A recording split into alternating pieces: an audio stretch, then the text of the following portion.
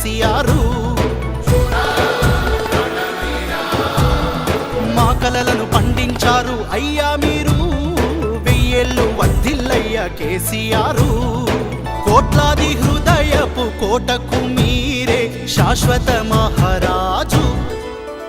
మహాశయ